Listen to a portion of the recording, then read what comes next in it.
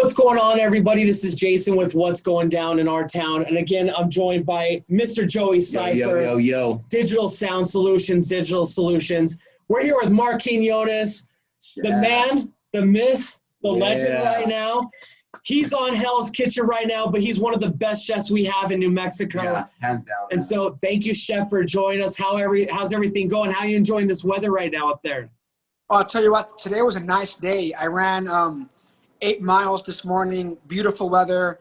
I mean, right like in like the mid 40s, that perfect temperature to kind of get into a groove. Yeah. And I'm here in shorts and a t-shirt today. So, Awesome.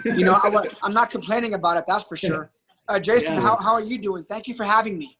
Yeah. No, we appreciate you. Thank you for taking the time to be on here. The weather down here is perfect. Las Cruces is awesome. We had it was just really cool going through the rest of the seasons because I'm a super fanboy of Hell's Kitchen. We've both been watching for a while. We love it. Yeah. And so we went through everything again today, and just the fact that you're on there is just awesome. But we saw something on Facebook, and I wanted to bring this up before we get into the Hell's Kitchen stuff. I know you've been doing interviews about that on the daily. Yeah. You're one of the stars of Hell's Kitchen, outspoken, and you're killing it, and we love it. But we saw the weight loss transformation, and we do food reviews, and we can't wait to review you in a couple weeks, go up there and try some of your amazing food. But we do food reviews. My weight's obviously fluctuates with all this great New Mexican food. I blew up a little bit, so too much tacos. Your weight loss. Yeah, no, nothing wrong with that, man. Tell us a little bit about that. So I'm 39 years old now. I was 36 years old. It was in June of 2017. I was working here at the Hotel Andalus, and I want to say it was like June 7th or 8th. It was a Friday night, and we had a really big wine dinner here on the property. And that night I had gotten home from work, and it was late. And I was in the bathroom, and you know how you have those like bathrooms like in a house that has like the bedroom and the bathroom like adjacent? Yeah. And you can see inside. So I'm there in the bathroom, and I'm changing my clothes, washing up or whatever. Sure. And I see my wife and my youngest son, Journey, who at the time, he literally wasn't even 3 yet. He was still, he was really young. And I went to go pick him up, and I just felt very weak. Oh, now, mind you, now I'm about 145 pounds. Then I was pushing 200 pounds. Wow. And if you've watched Hell's Kitchen, you figured out I'm not the tallest guy in the room. So for the record, I'm 5'6". Okay. And so I'm that's big for me, right? That's obese for me. Yeah. My height. And I picked up my son. I had no energy. My skin was very greasy. Sure. I had all these pains in my side. And I had an emotional breakdown that night, if you want to know the truth. Yeah. And it was right then and there that I promised my family that the next day I was going to start doing something at the gym. At the time, I didn't know what it was. Sure. So the next morning, I went and I got my first $10 membership at Planet Fitness. Oh. Now, if you go to my running Instagram, it's Chef MQ the Runner. Okay. And I have that separate from my career page for a reason. That's like my running journal. And there I offer complete transparency. Yeah, good, it's bad, awesome. Ugly, sad. It's a great Instagram. It's amazing. Right. And that's just it's just offering my transparency and letting everyone know that, hey, this is going to be painful and you're going to watch me suffer. You're going to see me cry, be happy, and I post every single run on that page. And again, it's just to hopefully, I tell people if I can get one person to try, then I think it's worth me being transparent. Anyhow, back on topic here, I went to the gym that day, and the picture's there. I have this like double XL T-shirt on. Yeah. And I'm looking at that picture, and I got to be honest with you both. I felt ashamed of myself. Okay. When I walked in that bathroom, I felt ashamed, embarrassed, humiliated, and quite frankly, disgusted with myself. Yeah. Wow. And I got on the treadmill and I began to, just walk. I think it was like a 2.5, like very slow. Yeah. And I put I couldn't go any faster than that without gassing out. So I put the incline all the way up and I grabbed the top of it and I walked, and I was walking slow, and right around like the 18-minute mark, I began to sweat like under my armpits, like a lot of sweat. And I would go for 30 minutes. And when I was done, I would feel like really good about myself. Like, wow, like that felt good. Like wow, I wasn't having to run or jog. I was just walking uphill and I was hanging on. And I felt, I mean, I'll be honest, because at the time, that's just how I felt. Okay. So here it is. Yeah. In that moment, I felt like this overweight fat guy on the treadmill hanging on, just looking, I felt like an idiot. I just felt ashamed. Sure. But I kept doing it every single day. Yeah. Kept pushing. And all of a sudden, like, I got a little confident, right? I hit the dial to like a 3.0. Right. Next thing you know, I'm speed walking uphill, still hanging on for 30 minutes. And within 1 month, I lost like almost 20 pounds just doing that. Wow. Yeah. That's awesome. Yeah. Just pushing forward. Absolutely. So to kind of wrap that little subject up, a few months later, at that point, I was like jogging on the treadmill very slow, but I was still going every single day. Sure. And that's when my wife, Lisa, and I had made a bet, because I was up for New Mexico Chef of the Year at the time. Oh, wow. And it was about 2.5 months into this process that she's like, if you win Chef of the Year, you got to run a 5K at the Deuce City Marathon. Awesome. And I'm like, well, I probably won't win. So like, whatever, sure, I'll do it. Yeah. And I got Chef of the Year. That was a big blessing. Super cool. Super cool. And then so we did the 5K, and I ran like 31 minutes or something like that. And what mattered to me was that last 3.1 miles. That last final push, I'm coming down, and like I felt like the entire world was stuck in slow motion. And I'll never forget that moment. I saw males, females, old, young, skinny, fat. It didn't matter. Yeah. But what I saw was everybody emotional and happy and like in their moment. That was their moment. And I got stuck in the heart with like a love bug for running in that moment. Wow. And then the very next weekend, we did another 5K at the Dia de los Muertos one over here. Okay. And then a year to the date later, I ran my first marathon at the Duke City Marathon, the full 26.2 miles. Dang. That's super cool, man. That's awesome. That's super cool. To finally like achieve that, and finally get there to what you were at. Like that's really super cool. It's changed my life. Yeah. Our business partner, Michael Lerner, his wife, Angie, shout out to Angie. She runs marathons too, and they were telling us kind of about that, how awesome of a feeling it is to just complete that, even whether, well, she runs it, but Michael Lerner, shout out to Michael Lerner, put you on the spot, but he actually walked one, and we were talking about him going down to Houston and doing it, and he got it accomplished and just felt amazing about himself. Yeah. That was kind of a perfect segue, Chef. I want to talk to you about winning New Mexico Chef of the Year. Now, how long have you been a chef for, and what did it mean to you to win New Mexico Chef of the Year? And tell us a little bit about your journey from the start to where you are now. Before we even get into the Hell's Kitchen stuff, just how amazing the New Mexico chefs are, and what New Mexico brings to the table as far as the culinary experience goes. Absolutely. It's kind of a story with a lot of twists and turns, and I can only be just very honest about, my story. It started back in New York City in the South Bronx in a neighborhood called Hunts Point. My mother was 14 years old, and, there was no father type thing in the picture. So we, it was very humbling times growing up. We ended up moving to Albuquerque full time when I was 13. It was in 1994. Okay. My mother's father, my grandfather, he was terminally ill at the time, and we came in June of 94, and he passed away in January of 95. Oh. He was very young. He late 40s. Yeah. And So we stood here in New Mexico, and I went to Albuquerque High, class of 2000, home of the Bulldogs, baby. Hey. And he's a Bulldog too. It's in Las Cruces. Yeah, Las Cruces Bulldog. Nice. Yes. Much respect.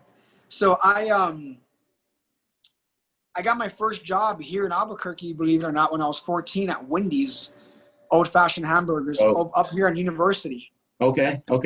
Yeah, and then I actually ended up at the one in Old Town, and all throughout high school, I worked at the fast food circuit. It was Wendy's. I worked at KFC in San Mateo and Osuna as a delivery driver back when KFC would deliver chicken. That's awesome. Dang. I worked at that's a rougher part. Yeah. So I did McDonald's, Pizza Hut, Taco Bell. I think I've worked every fast food chain you could think of except for Burger King. I've never worked there. And I want to put that out there because, there's all this, and it's such a blessing of like where I'm at today, but I'm like, it's so much more about, the process, not about, what's happening now. It's what's the depth behind that, right? 'Cause that's how you get there, right? Yeah. It's all about the journey. Yeah. It's all about the journey. Yeah, totally. So I, when I graduated high school, I had it in my head that, I wanted to be a chef. Anybody who went to high school with me, who played football with me knows that I always said I'm going to be a chef. I would always cook. Yeah. In high school, I was in international cuisine. Both years I could do it. And my senior year, I was a teacher's aide. So there was no shock that I was going to become a chef at some point in life. Right. Or I was going to try anyway, right? Right.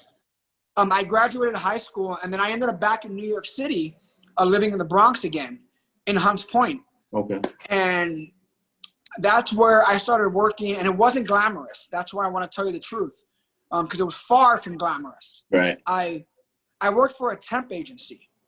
You know how like when, times are rough and you go to those day job things and they give you, that's what I did, fellas, okay? For a long time. And I'd have to wake up in the Bronx before 4 o'clock in the morning just to be able to get into Manhattan by about 6. The company was called Flick at the time, with F-L-I-K. Okay. And I remember it was on 41st Street, like Pershing Square, like in a little area. I get there, he'd give me a green piece of paper, and it would have an address on it and the name of the chef I had to report to. And I would go, I look on the subway map, and I get there. And I would work all day washing dishes, okay? Yeah.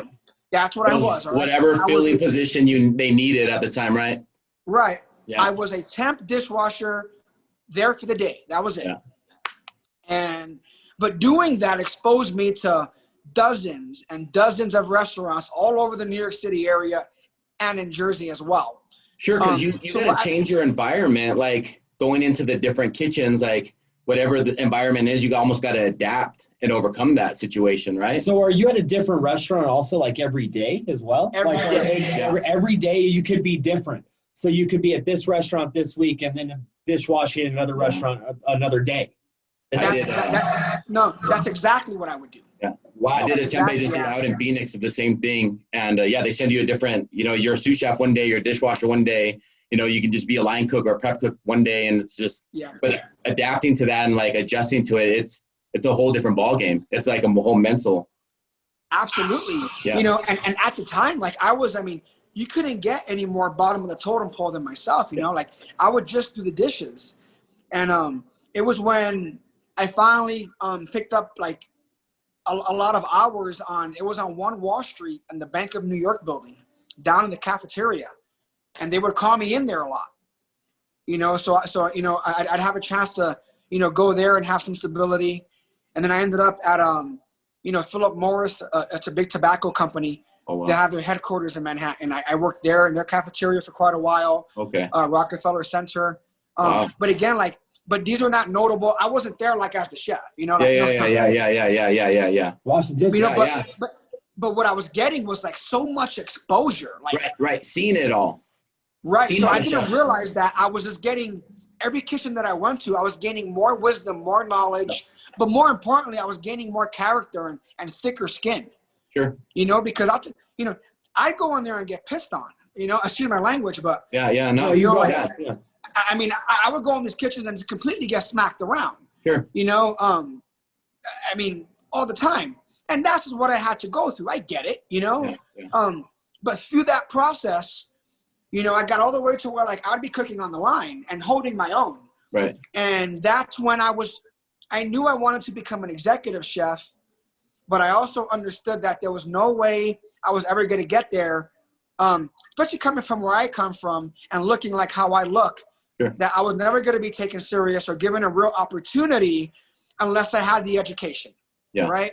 Getting that piece of paper, they call it. Yeah. So I really wanted to go to this school called the CIA. It's called the Culinary Institute of America up in Hyde Park, New York.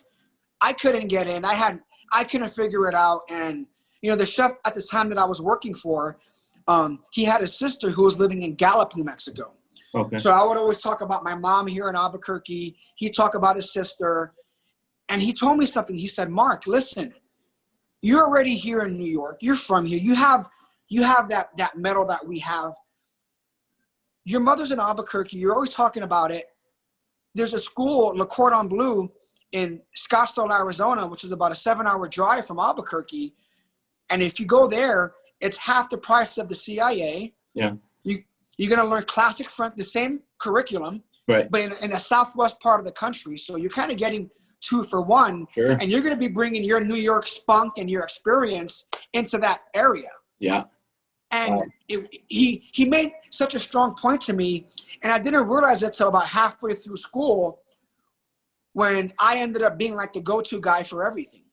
Right, because you had so much, like your range was so broad, you know what I mean? So they couldn't believe it. Like I had a 4.0 GPA.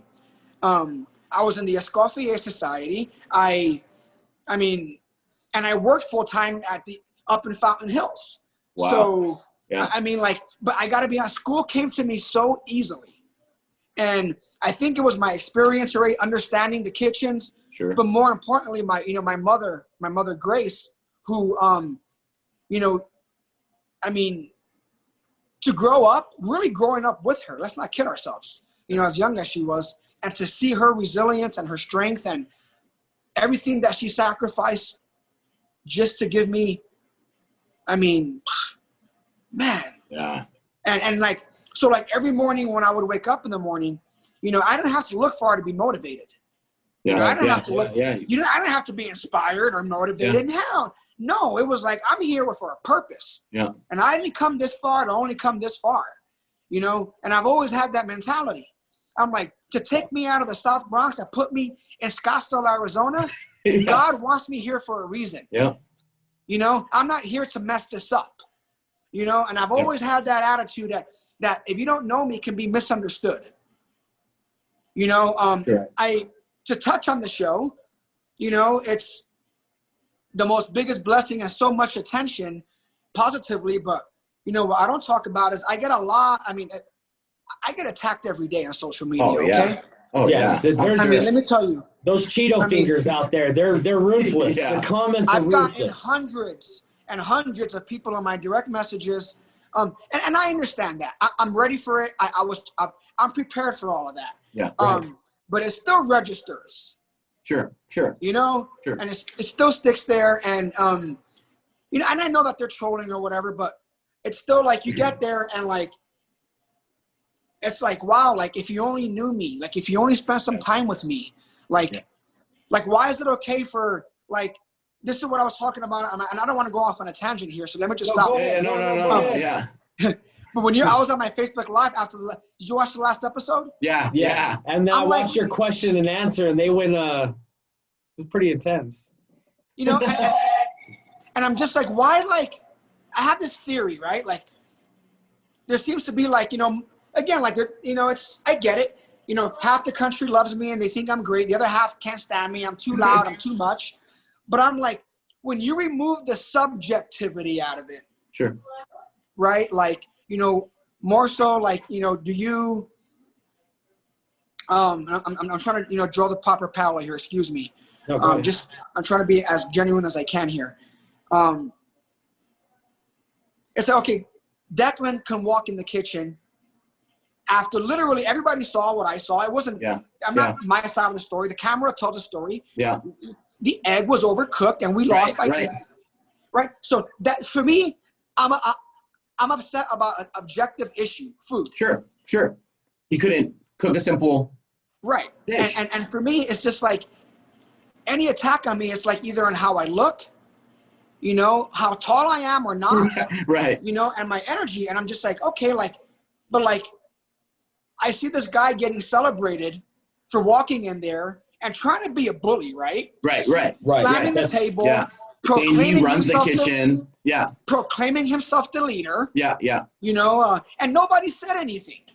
So in that moment, you know, in any critical moment in my life, or what I call a defining moment in my life, I see everything in slow motion. It's coming at me very slowly, and I'm saying to myself, nobody's saying anything right now.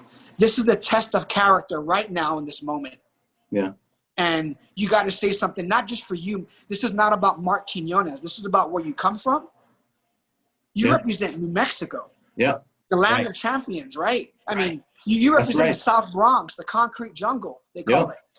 That's not going to fly anywhere. Don't let it fly right now. That's right. But do it in a way that is still with some integrity. Don't just be crazy. So, you know, I said what I said, right? We all know what I said. And I had to do it. I had to do it because, you know, that wasn't going to, if I didn't do it, I'm basically just co-signing. I'm done. You're letting them go home that day. Go home right there. Well, that was the biggest thing that I took out of it. And we'll get into this here in a second. But the conversation that you had when you wanted to talk to him, you're like, look, I'm here to win. This is not a job for me. I'm not here to be a chef for people. I'm here to win. And so that was a huge defining moment for not only your character as a person, but this is reality TV. It says what your character is as a man and who you are, and representing the New Mexico the right way. And that was awesome. And I don't know, people hate on you for that, but like you said, you're there to win. This is not this is not show friends. This is show business. And so what frustrates me, and it hurts me. Honestly, it hurts. I'm like when I look at the DMs and I'm like, man, the vicious, and I see stuff and I'm like, you got to ask, like, why is that okay? But me defending my dignity, the dignity of my people, where we come from, just, you know, like saying no, like you're not going to just bully us. Like that makes me a loudmouth. That makes me aggressive. And so it makes you wonder, is that because of, you know, like, dare I say, you know, is this a cultural thing here? Why? Like you have to act, and I didn't realize they were going to portray it that way. You know, so I'm like, wait a second, like really? You know, so it's just interesting to me, but you know, the cameras never lie. Anytime you see me in that kitchen, it's, you know, it's not even, it wasn't very hard. You know? That's awesome.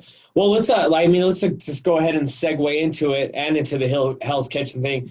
I just want to retract a little bit what you said about, I mean, congratulations on the weight loss transformation. You really are an inspiration to people, and people really need to go check out you on social media because that journey's just crazy. The journey's crazy, and just I mean, there's something to look up to somebody, but someone that does it every day, and you prove that you do it every day. And so we appreciate you as a person. Seeing you on Hell's Kitchen is nothing to how aggressive and how loud they can see you on your personal thing and what you want to do for your normal fitness. But let's get into the Hell's Kitchen thing. It was kind of crazy. Again, I'm a Hell's Kitchen fanboy, super fanboy. Chef loves it. He gets real aggressive when he watches it. I was getting riled up. I'm like, why are they moving so slow? He can't even grill properly. An egg, really? I was losing my mind. I would get upset, but then like I'd get yelled at for saying something. And I think that was gonna be like one of my things. Like, how frustrating was it? Like not being able to leave the pass. Like, and I know like being an executive. Sure, and having to jump on or like bail somebody out on grill or like just taking over the station yourself and just having to be stuck there and just watch somebody else fail, basically. I couldn't understand, and I still don't really understand. You know, I'm like, he's looking for a leader. Yeah.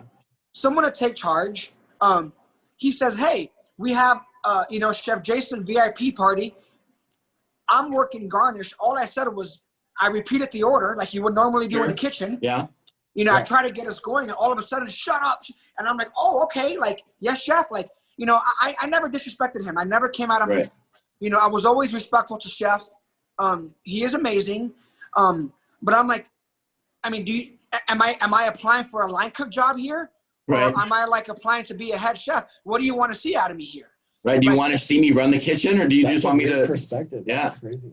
Right. Yeah, and that's that was crazy. my like approach. Like, I wasn't acting on the show. Like, you don't have time to rehearse. That's real. In service, there's no pre-rehearsal. Yeah. He walks in and boom. So I'm like, cool. Like, I'm going to behave like I would behave in my kitchen. Sure. Right. Sure. And if I'm not, I have no business being here. Right. So, if that results in Chef Ramsay saying, Mark, you're doing too much, I'll take that from Chef Ramsay. Right. Right. Yeah. So like, that was kind of my thought process on that. I was just trying to get us going. Like, I wasn't even worried about the other. I just wanted to win.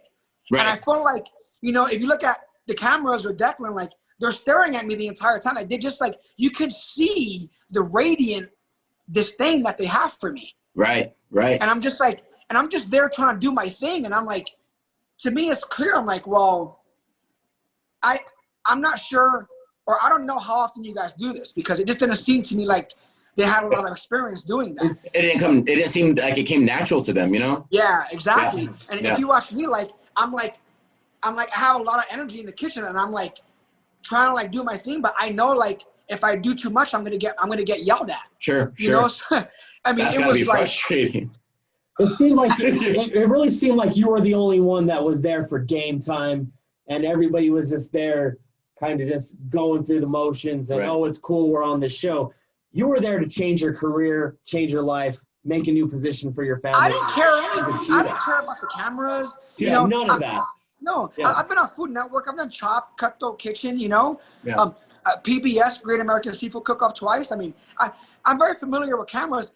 To me, like, why am I going to be nervous in front of a machine? Why? Yeah. Yeah. Or somebody holding a machine. You've been doing that last X amount of doing what you know to do. That comes naturally.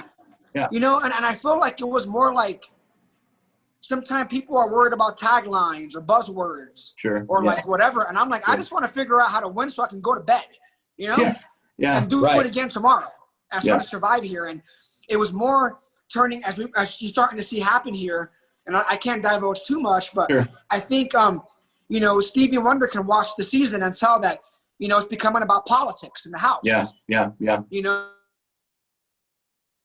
Oh, we have a little bit. It's a journey. It's a long journey. But I got to tell you, the temperature doesn't really go down. You're going to see it continue to rise. Right. Well, on some good notes, and one of the coolest things I thought when I first watched this and found out you were from New Mexico and we went through this whole process of doing this, I thought one of the biggest things is you walking into that terminal and you have to cook. And are you a fan of the show? Have you watched the show? Were you expecting, we know every season, as soon as we get there, we have to cook our signature dish? And it kind of threw it off, and you had to do the little slot machine thing. But you got a 5-star from a 5-star chef. That's super dope. Winning it for the team and really putting yourself on the map and out there from the beginning. And I think that's why you probably got a lot of hate. The rest of the show is all the other chefs looked at you and go, that's who we need to beat. Forget everybody else. We're going let me tell you, this guy. That's not the first time that I pulled it off for us. Keep watching.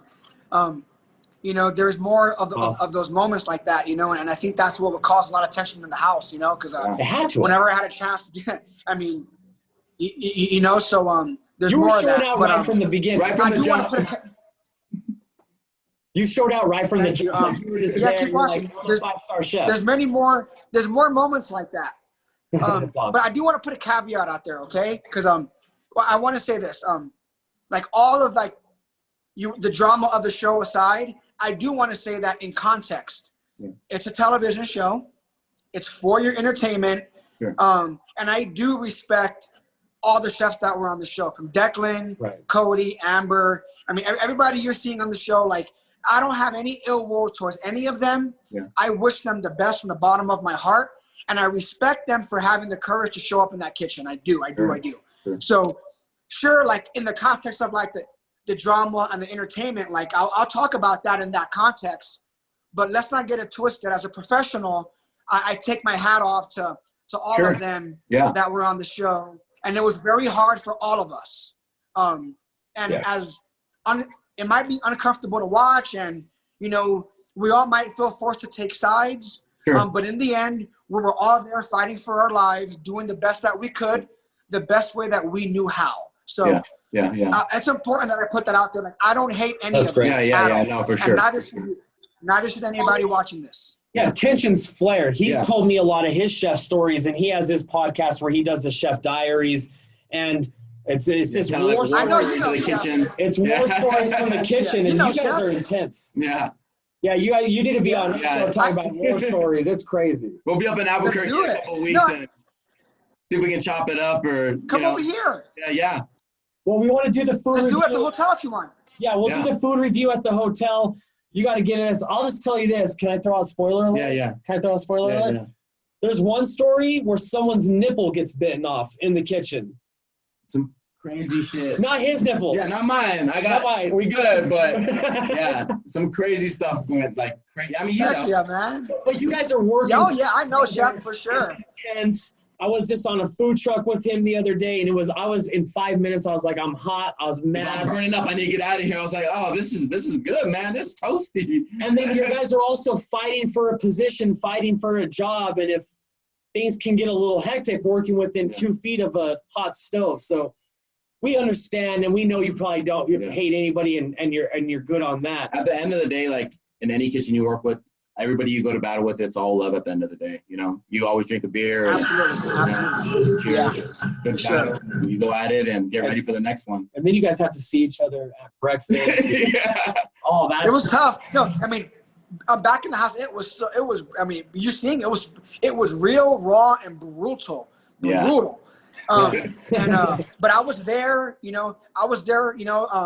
I wasn't gonna lay down, guys. That's just not who we are, you know. I mean, right now, had I laid down, right now, you would not even want to be talking to me. You'd go, that guy went on the show. That's not New Mexico. We fight back. Yeah, exactly. There's no. I knew everybody was watching, and I'm like, I can't dare, with a straight face, say I'm going to represent the 505, and not be fierce when I have to be fierce. Yeah, it's awesome, man. Yeah. That's right. We appreciate it, and we're seeing it in these 4 episodes. Much love.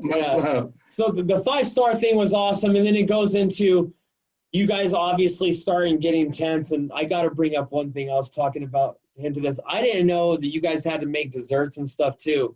And he gets into the cupcake thing, and then you see kind of everybody that he yelled at kind of back up a little bit. Hey, we messed up the cupcakes. But you were like, what's going on here? Like, I've been doing cupcakes for 8 hours, and I still got to come cook with this dude from England that's going to yell at me for another, 3-4 hour service. Like, how crazy was it, the tension to see the people that kind of aren't up to your level? Well, I think you saw, like, I was, again, I love the cameras because it just shows it, you know? So, like, and if you're a chef, you could feel that. You could tell just on how somebody holds a knife, who's who. You know what I mean, Chef? Walking in the kitchen, you just you know who's who. And I'm there and I'm banging. I'm just flying through, making batters. I'm whatever I can to get production done. Right. Just produce. Yep. And like I'm going to get up and down.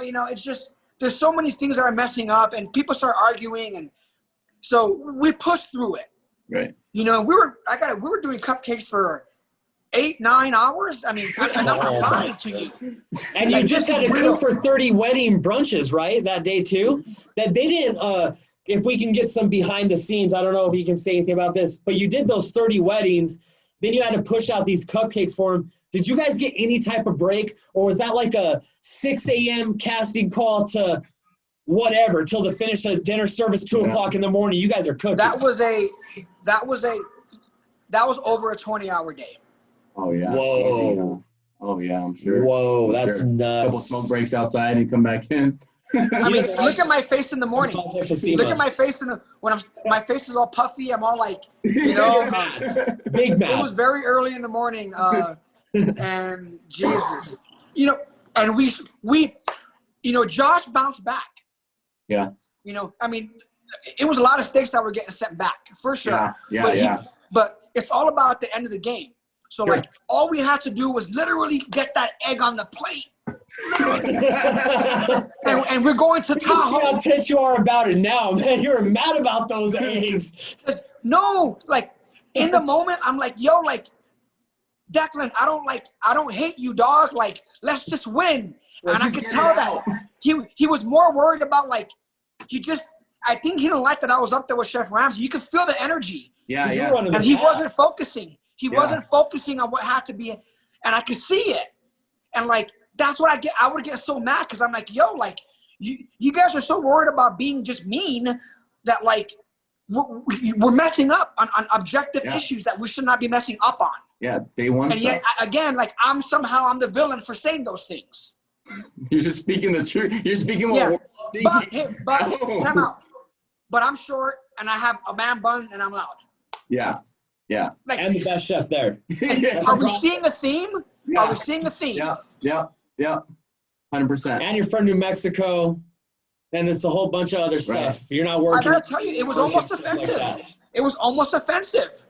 Wow. I'm like, this is not hard. Yeah. Like, what are we doing here? You know, and like, why am I a bad guy for calling it for what it is? Right. But they can literally attack me for, you know, cultural stuff or stuff like, that is not irrelevant to it. Yeah. Yes. Yeah. Like, and just keep watching.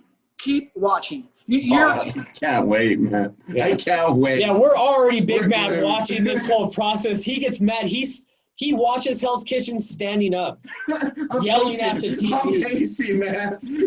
Also, before I went on the show, you know, I watched every season up until like 5 or 6, and then I hadn't watched any of the seasons all the way through. That's what you said too, actually. Yeah. When I got the call.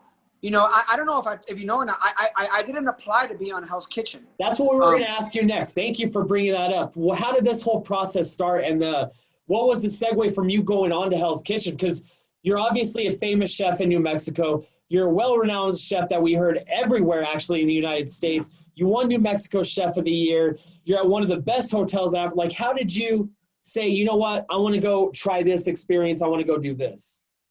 I didn't.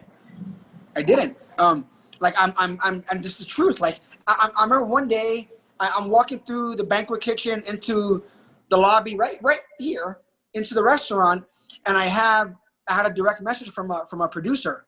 I won't say his name because, you know, yeah. I don't even want to be hitting him up. You know, how do I get on TV? But you know, I he's like, hey, you know, like paraphrasing here, you know, we would love to talk to you about, you know, competing in Hell's Kitchen. This year is going to be more centered amongst, like, you know, real chefs and real talent. And we're really making an effort to reach out to chefs that fit that mold. You're one of them. And I said, you know, not really, you know, so give me 30 seconds here. Can you see it? Okay, cool. Sorry about that. Yeah, I was like, bizarre. I didn't think it was like really real. Yeah.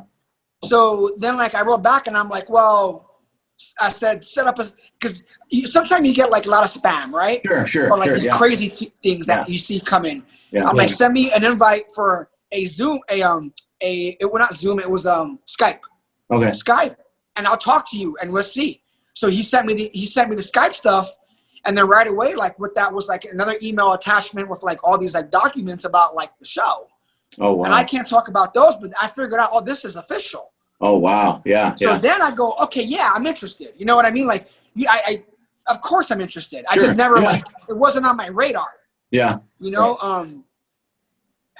so we do the Skype interview and we just clicked right away. They're like, you're perfect for the show. Like, you know, we're going to send you some stuff. And next thing I know, I'm on a plane flying to Vegas. Super cool. Wow. Super cool. Wow. Yeah. And then I'm thinking that we're just going to be there to maybe shoot the opener or something like that in the restaurant and fly to LA. Yeah. You know, so they put us in this beautiful stretch limousine, like, you know, SUV type of thing.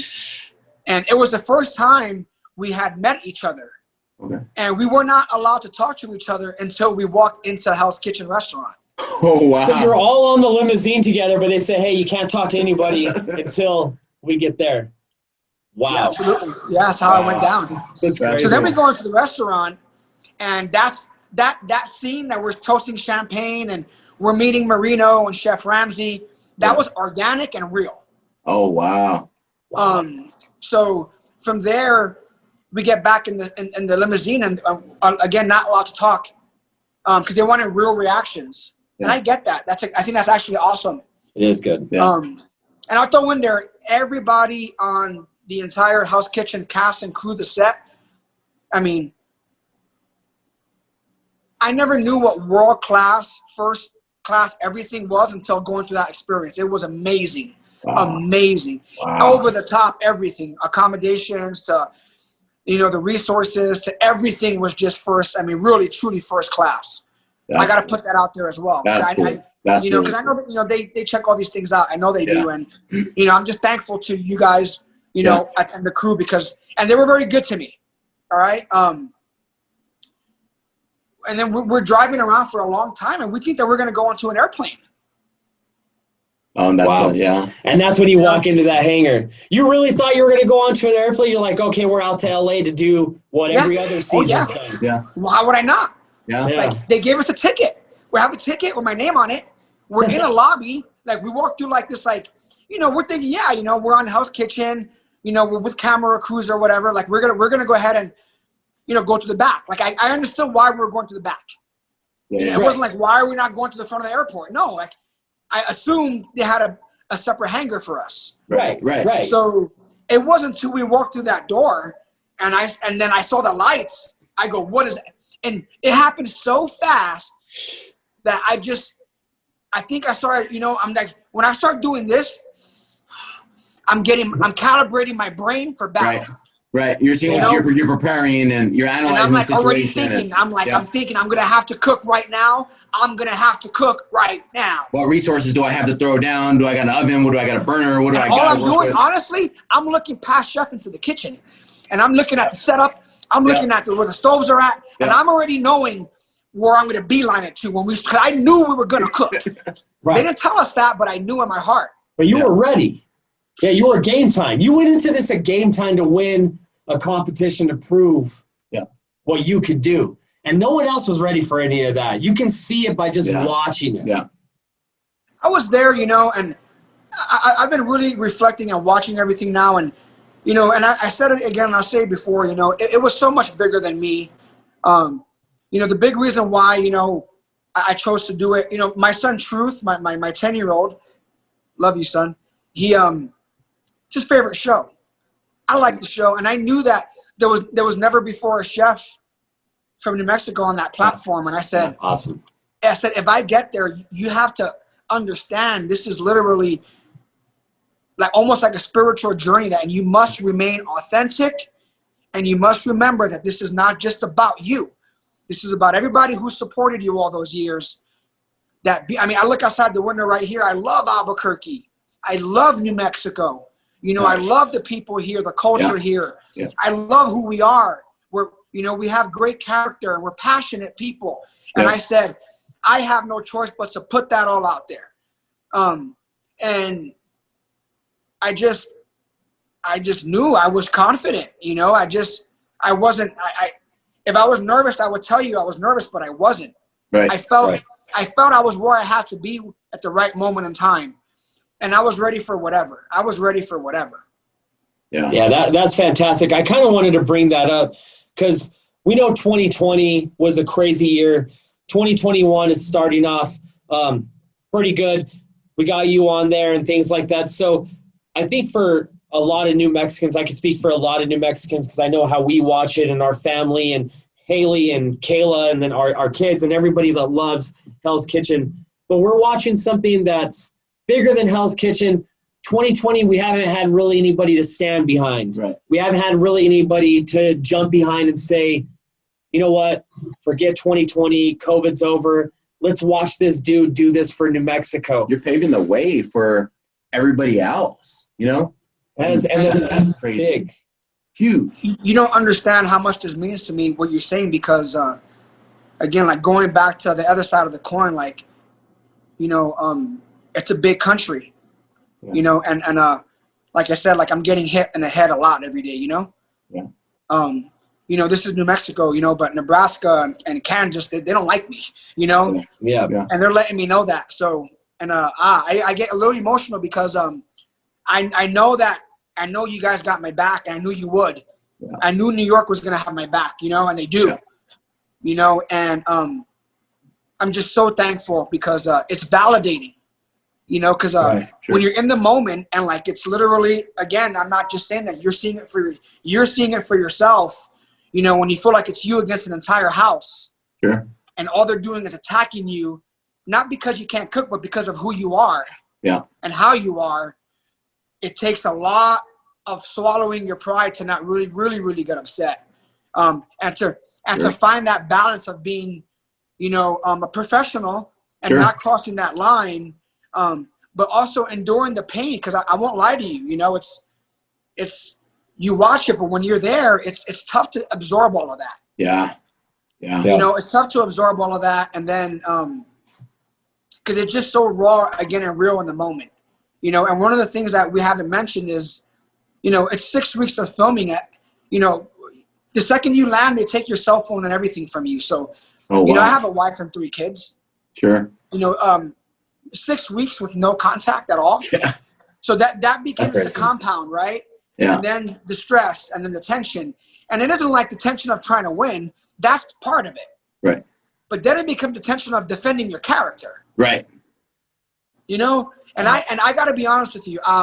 That's probably what I wasn't so much prepared for in terms of like how it was gonna hurt my heart. Yeah. You know, was it just? I wasn't there to attack anybody's culture, you know, or where they came from. I don't care about that. Yeah. You know, I was there to call you out on your crap if you couldn't cook. Right. You know, as you should do to me when I made my mistakes, and I make mistakes on the show. You know, I mean, it's House Kitchen. You're busy. It's crazy. Yeah. You know, but so thank you so much for saying what you said, because it's who we are, and it's now given us a platform for hopefully many others to get on that stage or similar stages. Yeah. And let everyone know that New Mexico belongs in that conversation, right? Yeah. And I think even to me, like that day, that first day, you know, and we talked about, you know, I have the accolades, you know, New Mexico Chef of the Year. Yeah. You know, 3 times I've won Best Chef in the City of Albuquerque with the magazine. I mean, so blessed. But I'm like, you're the first New Mexican chef. You know, we're transplant from New York, but, you know, you guys adopted me so long ago, you know? Yeah, yeah. And I'm like, to myself, too, I'm like, I want to find out. I need to know something. You know, I need to know from me. Do I belong here? Can I compete? Oh, yeah. I want to find out. You know, and I'm going to have to go in there and just dive into that. Yeah.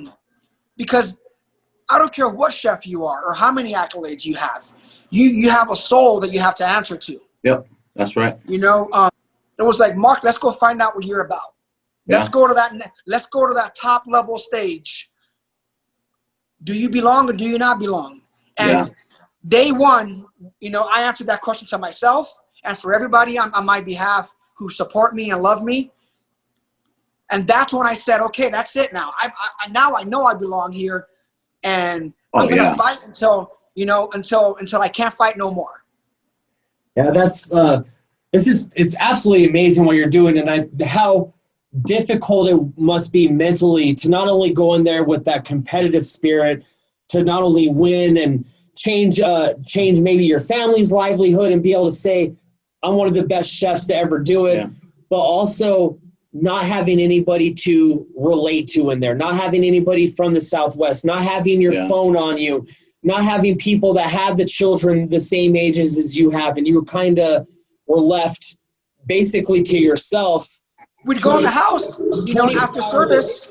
With these people hating on you and competing. Everybody, it looks like on the man's side, from what we can see, because we're not to the joint and all that stuff, but up to now, it seems like everybody on the show is just trying to beat you. Yeah. Not even trying to be Gordon Ramsay's head chef at an awesome location with an awesome job and $250K and all this other crazy perks or whatever BS comes with it.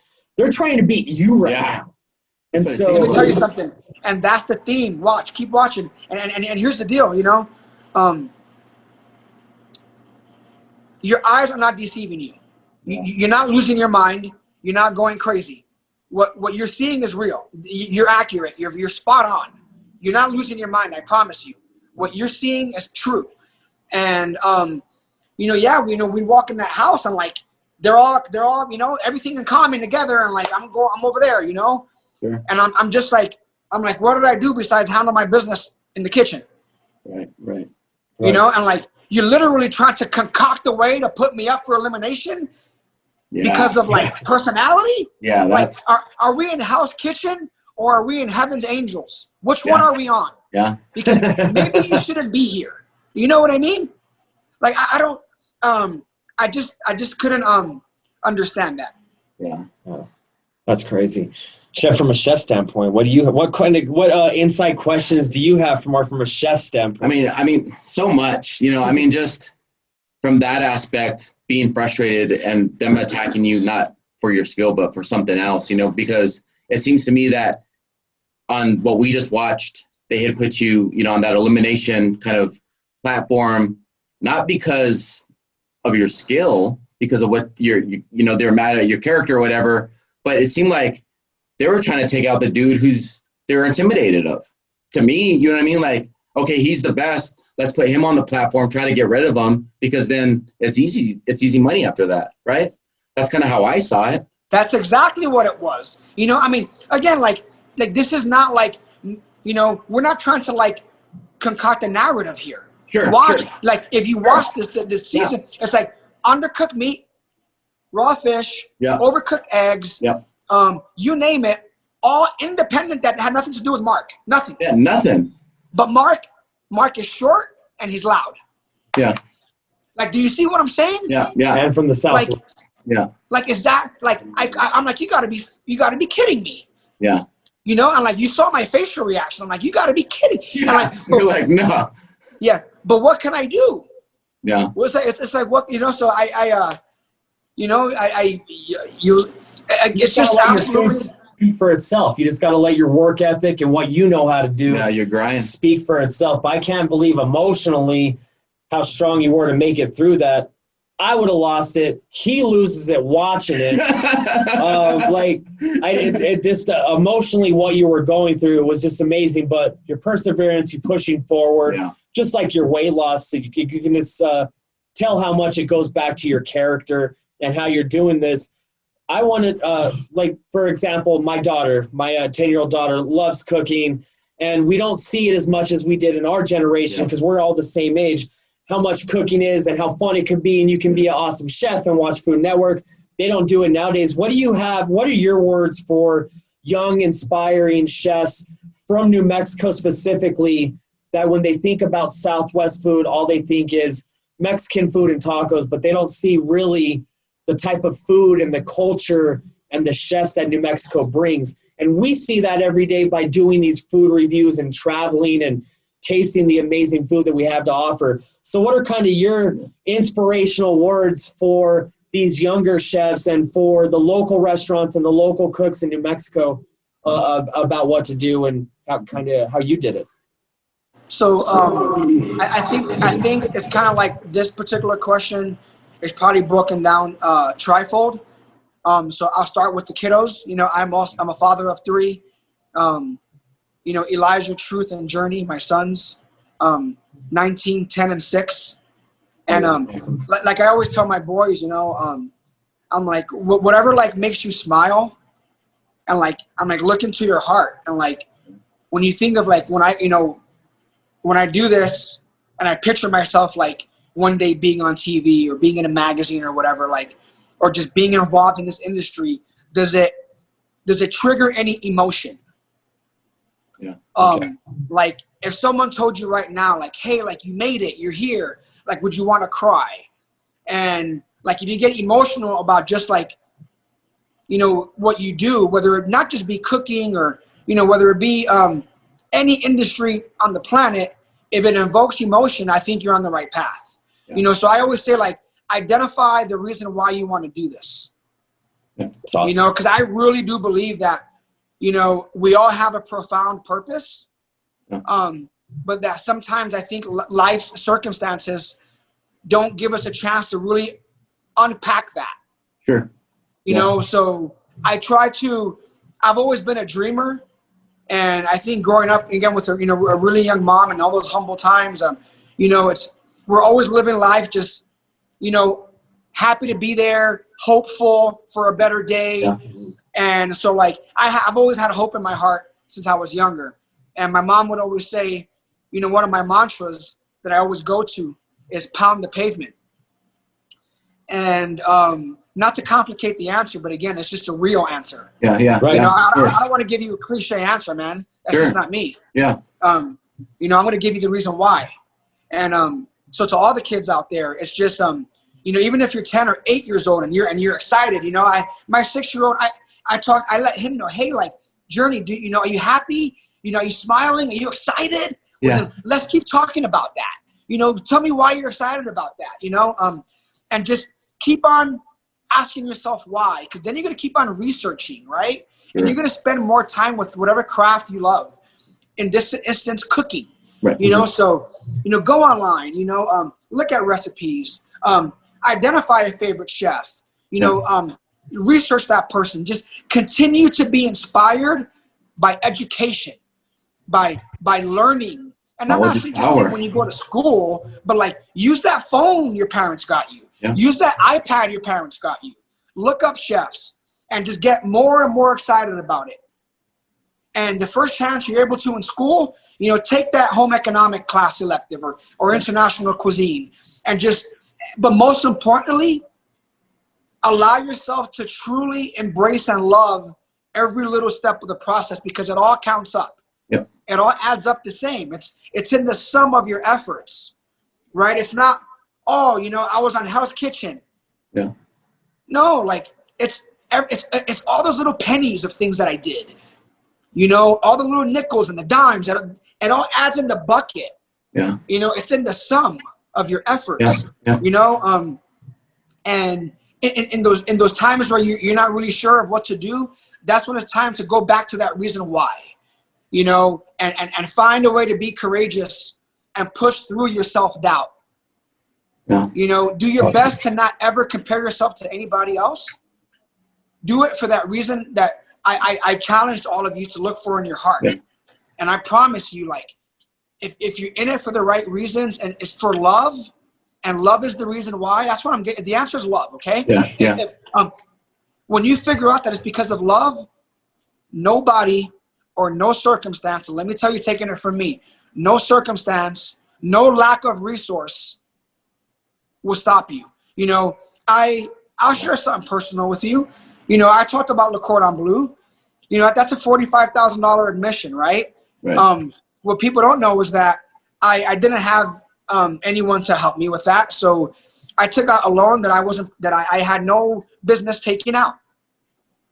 To this day, I still pay $530 a month to my student loan.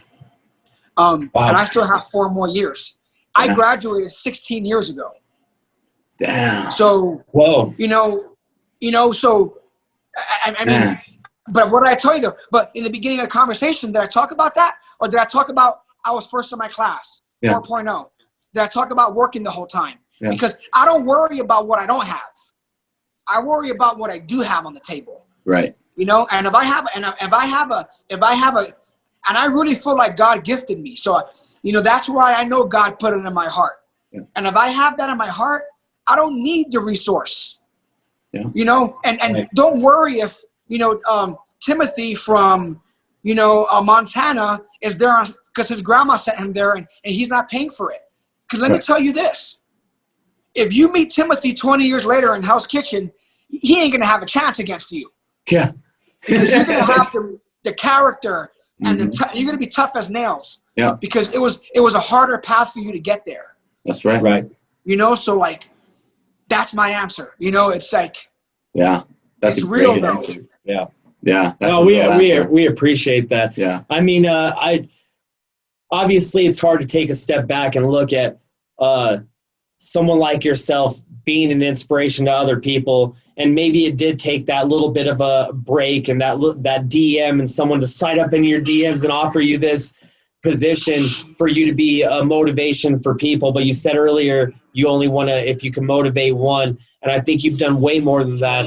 I don't think people, when they think negative about you, are going to comment. The Cheeto finger people are going to comment regardless. Yeah. You got to worry about all the people that are not commenting, that are standing behind you. You have the whole state of New Mexico standing behind you. Whether you win or lose on this, man, we're still going to see you in 2 weeks in Albuquerque. We're still going to try your food. You're still a big inspiration. Yeah. I'm still watching it Thursday night on Fox. You got mad love from all of us, brother. Yeah, you're hey, keep watching, man. Yeah, you know, I'm just so thankful. There's a lot more to come. A lot of exciting moments. You know, stay with me on this, and I mean, I'm an open book. You know, so anything you ever need, you know, once you know we get post COVID, or we can open up our state, you know, and those type of things. I'd love to get down there, you know, and maybe do something with you guys, or to figure something out, because I want to show the love to, New Mexico is a big state, and I spent a lot of time, in Albuquerque and up in northern New Mexico, but I haven't spent much time down south, so I love to be able to maybe, I don't know, we got to maybe brainstorm, do something. Yeah, we can do something. Well, yeah, we'll figure it out. And then, again, we'll see you in a couple weeks to do the food review up there. We can't wait to have you come down here. There's a lot of local restaurants that you got to go try that I know you would absolutely love. You're going to love it here, man. I'm excited. I can't wait. And Chef, maybe, we can hang out. You can show me around the town, Yeah, we'll show you around, show you some cool spots, and yeah. And then when you go up there, you can do the chef thing up there. You guys can do a little F That's Delicious little thing about all the New Mexico should be on the map for food. Yeah, we kill it down here with food, man. Food down here. Have you seen one thing I invite you to watch, because especially Chef you, because I know you guys are into you foodies. Yeah. The Great American Seafood Cook-Off. It's on PBS. Write that down. And 2017, 2018, those 2 years. I went in 2017, and I was the first chef from a landlocked state to make the podium. I got third in the entire country. Oh, wow. Yes. Wow, that's crazy. So, and I wanted to mention that because you said something to me. You said, New Mexican, our food belongs, and it's there. I mean, like, I went there, and I took a big risk. Yeah. I backtracked, and I said, let me figure out why, New Mexico never made the podium there. And there was a theme amongst the dishes that were being done. And I said, we can't do trout or catfish. We got to take a big risk. Yeah. So I did oysters in New Orleans. Oh, wow. And we have them on the menu here. And they're absolutely, it's in New Mexico. It's a New Mexico chili spiced duck fat fried oyster. Wow. With chimayo chili crust croutons, an arugula salad, and a hash green chili chorizo barbecue spread. Wow. And good. So like I did that dish. It's on PBS. Go to the website. Okay. And I mean, 2 years in a row, we got third place in the country for seafood in Louisiana. So New Mexico, you do belong. Yeah. We're doing it. And we're going to keep on any chance we get. Yeah. We're going to represent, and I'm seeing so many chefs out there in New Mexico. I love all of you. There's a lot of good chefs out here. Oh, yeah. That are doing we have so much things. talent in the state. It is crazy, man. Yeah. Crazy. I'm just a big fan of everybody. I'm a big supporter. Let's keep this thing going. New Mexico, it's I'm just proud of it. It's awesome. It makes me smile. Yeah, you can see that. You smiled right away. Again, Chef, we're behind you 100%. Yeah. Regardless, if you win, we don't want you to leave to Lake Tahoe. We want to go try your food here. So regardless of what happens. We got your back, Chef. You're New Mexico's own. We got your back. I just want to say again a big shout out to Sierra Fitzgerald for also helping put this together. Thank you, Sierra. Yeah, you guys are great friends. Thank you for coming on. Southern New Mexico's behind you. Everything Albuquerque, everything Las Cruces, we're all behind you. Yeah. Chef, how do they find you on social media? I know how I find you on Instagram. I've been watching you run. You are a motivation. So how does everybody check you out? Besides, thank you so much. Thank you for having me again. It's a big privilege. You know, as blessed as I've been to do these things, I'm never more excited to talk to the New Mexico press about what we're doing, because it's for us. You know, and I mean that. I get so pumped up, you know, I was so excited for this. Thank you so much. We appreciate you. Thank you. And if you go on Instagram, all my chef stuff is Chef MQ. Chef MQ. Running Chef MQ the runner. I'm on Twitter, Chef MQ, Snapchat, Chef MQ, and on Facebook, Marc Quinones. You know, I go on there. You know, I'm pretty active on there lately. Now I've been going on in the morning and doing a Facebook Live while I'm jogging. And doing a short monologue about just what's on my thoughts, and you know, inviting everyone to meditate with me, and just kind of like take a step away from the day's BS and just vibe and enjoy the scenery and the concrete and the earth. You know, it really helps me set the tone for my day. Sure. So join me in any of those journeys, and when we get going here at the Hotel Andalusia and we're able to open the dining room in Moss, please come support us. And for now, if you're anybody in Albuquerque, we do takeout. You know, go on Self-Lane, go on DoorDash, call us up. We have the most amazing fried chicken sandwich. It's about this big. The Manchego mac and cheese, it's phenomenal. Give us a call. And I'm just, again, to Las Cruces, New Mexico, thank you so much. I'm really excited about what you're doing down there. There's a big buzz about Southern New Mexico. And I'm going to be down there soon, I promise you. We can't wait to have you down there. We can't wait to see you in 2 weeks. Yeah. Getting Joey Sicer, said your name. I'm all excited now about New Mexico. He gets me pumped up, you know that. Joey Cipher, Digital Sound Solutions. Michael Lerner, Digital Solutions. I'm Jason Estrada, What's Going Down podcast. Marc Quinones, thank you. Thank you again, Thank you so much. The support for our pages has been absolutely phenomenal. Getting 6 million views a month. 43,000 subscribers down here, 20,000 up there. So, Marc, thank you for being a motivation. We're behind you. We're from New Mexico. We got your back. We know you can do this. We know you can do this, Chef. Thank you so much. And that's what's going down in our beautiful town. Thank you so much, guys. Take care. God bless everybody. God bless.